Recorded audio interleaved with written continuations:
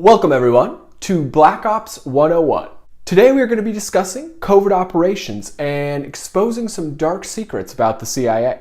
Going to blow through lots of material today to try and paint you the big picture of the conspiracy that Q is designed to get rid of.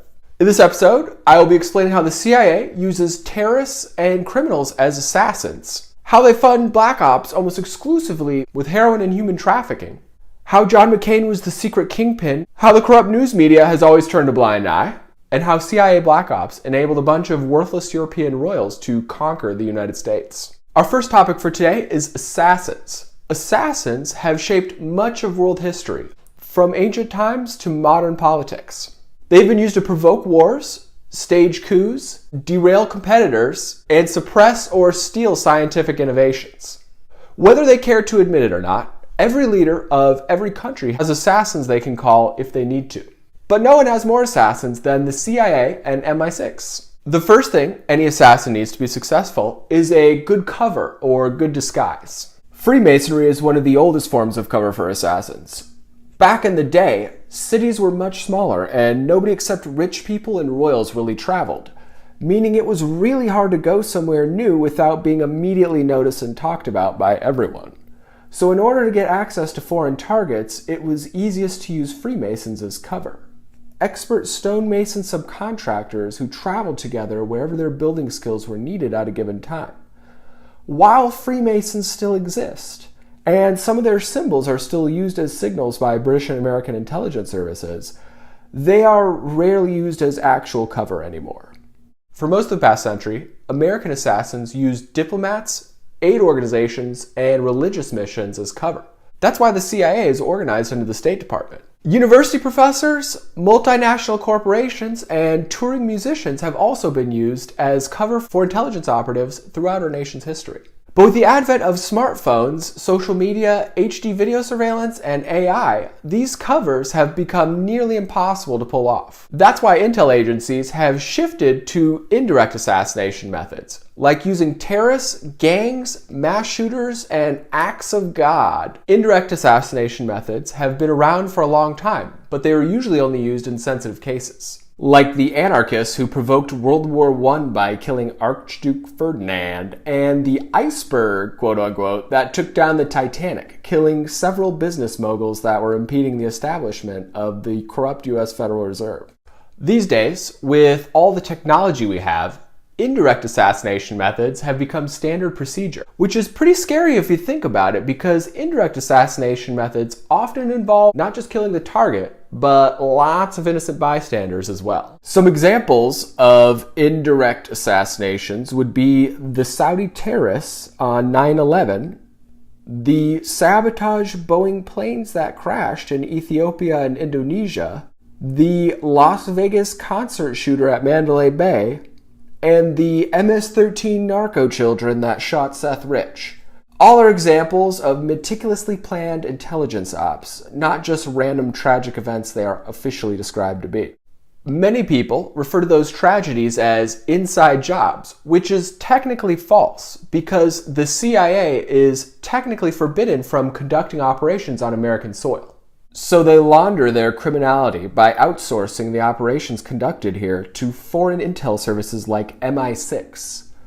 Foreign intel services that have diplomatic immunity, so they legally can't be prosecuted no matter what they do, as well as unrestrained, warrantless access to all of our calls, emails, text messages, and location data through an incredibly shady intelligence sharing agreement we have with them called Five Eyes. Since 1947, MI6 and the CIA have scratched each other's backs by using these outrageous legal loopholes to tee off on each other's quote-unquote problematic domestic political opponents. Problematic American leaders like President John F. Kennedy, Attorney General Bobby Kennedy, and civil rights leaders Malcolm X and Martin Luther King Jr., and problematic Anglosphere leaders like Australian Prime Minister Harold Holt and British MP Joe Cox, to name just a few.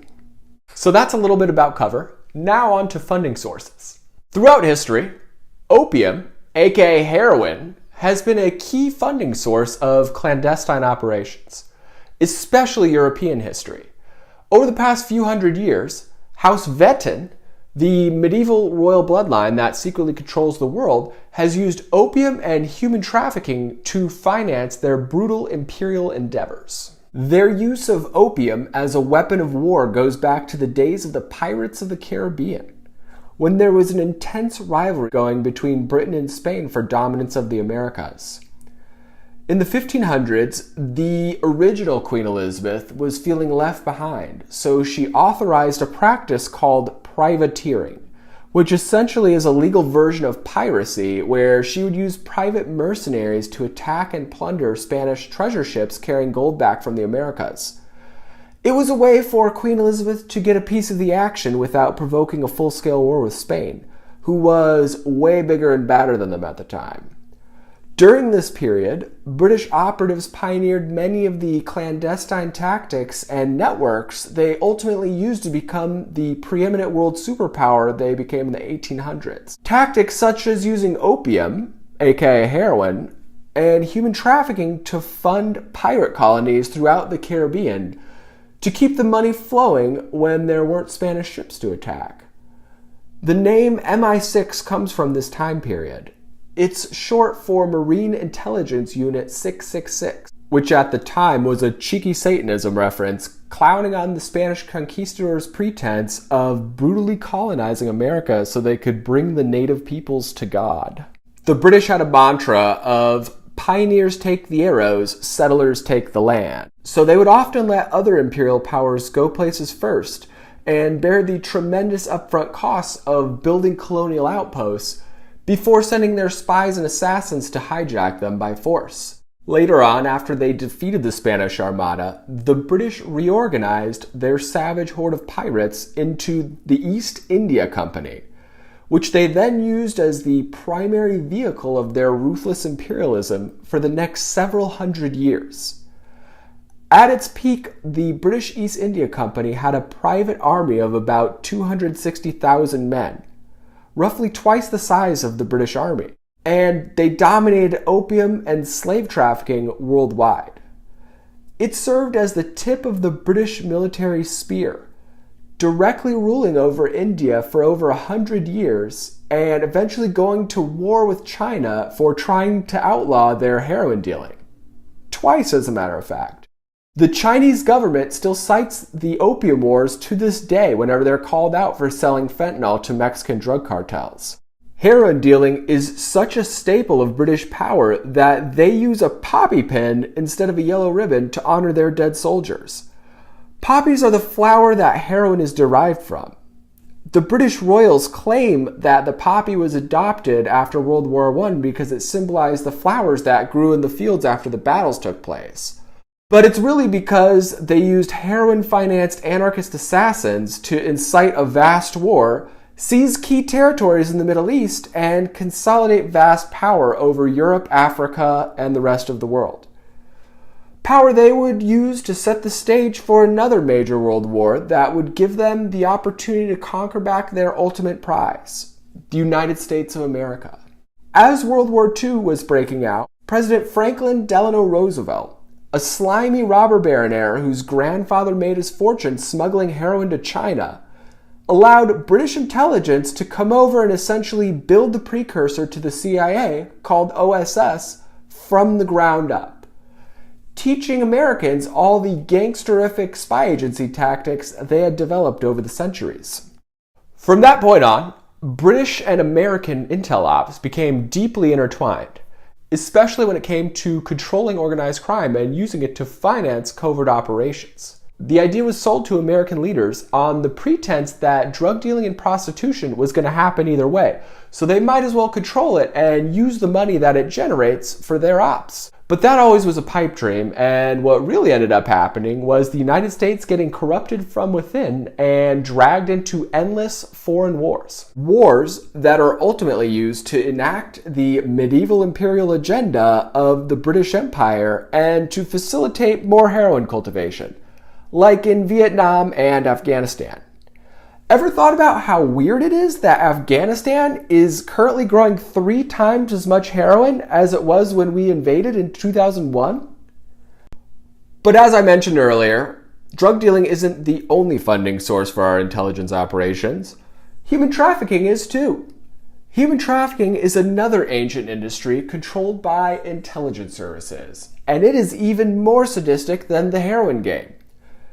If you've ever seen the movie Taken, that sort of a situation where the girl is being sold off at an auction is very real and happens much more often than you'd think. Another good depiction is the Avicii music video, For a Better Day. If you ever wonder why Avicii was suicided, look no further than that video he made. And they don't just use sex trafficking to raise money, they also use it to exercise power.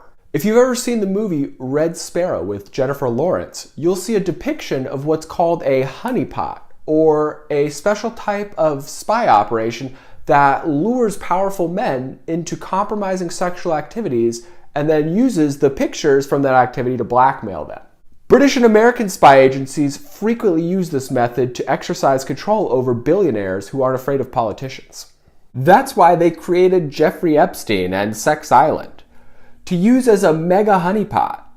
Epstein would get rich and powerful people to have sex with children so he could get compromising photos on them and own them for life. That's why Robert Mueller stepped in and got him off with a slap on the wrist when Acosta tried to prosecute him in Florida. Because as the documents clearly state, Epstein belonged to intelligence. Pretty crazy, right?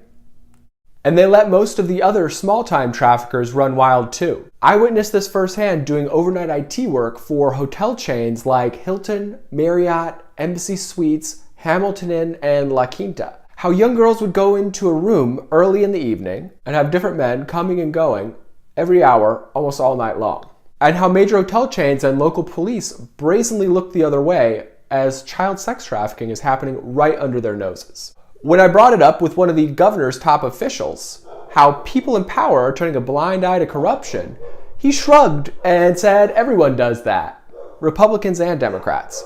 And he's not wrong, unfortunately. That ridiculous attitude is why the website Backpage was created and launched in Arizona.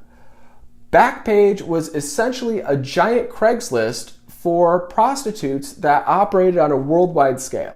Backpage turbocharged our human trafficking problem, enriching criminal gangs and their CIA overlords in the process.